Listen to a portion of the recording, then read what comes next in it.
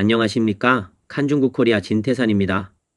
에포그타임스는 최근 중공중앙감찰팀이 5월 17일부터 6월 10일까지 허베이성 당산시에서 검문을 실시했다는 소식을 접했습니다.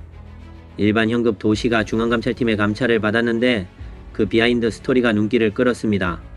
정보통에 의하면 중앙감찰팀이 당산의 퍼플스완 호텔에 주거하고 있다고 폭로했습니다. 감찰팀은 전화, 이메일, QR코드의 3가지 문제 방영 방식을 사용하고 있으나 공개 인터넷에서는 찾아보기 어렵습니다. 이 관리들은 고급 호텔에 거주하며 인근 고급 호텔에서 식사하는데 두 호텔 모두 많은 경찰이 경비를 서고 있어 일반인은 전혀 접근할 수 없으며 이전에 호텔에서 결혼식 연회를 예약한 사람들도 예약을 취소당했습니다. 동시에 여러 정부 부처와 학교에서는 함부로 QR코드 스캔을 하지 말라고 비공개적으로 전달하고 있으며 사람들이 자신의 문제를 반영하는 것을 금지하고 있습니다.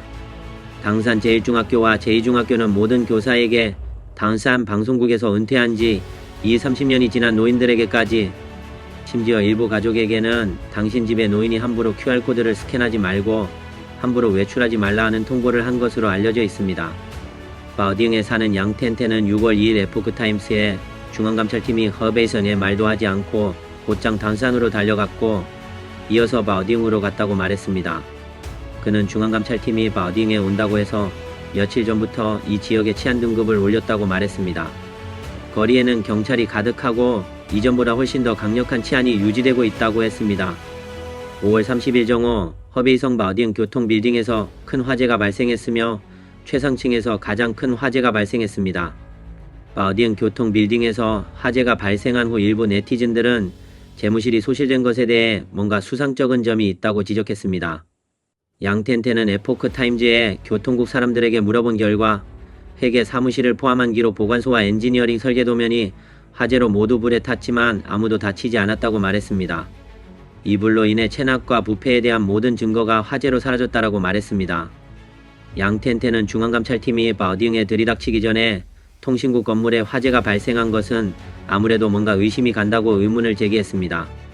양텐텐은 중앙감찰팀이 허베이성에 와서 당산과 바오딩을 조사했다면서 이곳 사람들의 불만이 특히 깊고 많은 사람들이 불만을 신고하기 위해 기다리고 있지만 중앙감찰팀 관리들은 아무것도 하지 않고 있다고 말했습니다. 바오딩의 미완성 건물은 매우 심각한데 입주를 기다리던 많은 사람들이 원래 있던 집이 이미 철거된 상황이고 부동산 개발업자가 집을 내줄 수 없는 상황이라 입주 예정자들은 매일 시정부에 찾아가 공무원을 찾고 있습니다. 인터넷에 유포된 동영상에 따르면 5월 31일 허베이성 당산 펑릉구의 냥야며 마을이 철거된 지 14년이 지났는데 아직 정착하지 못해 마을 주민들은 지방정부가 가능한 한 빨리 재정착할 곳을 마련해 주기를 요구했습니다. 양텐텐은 당산에도 미완성 건물이 많다.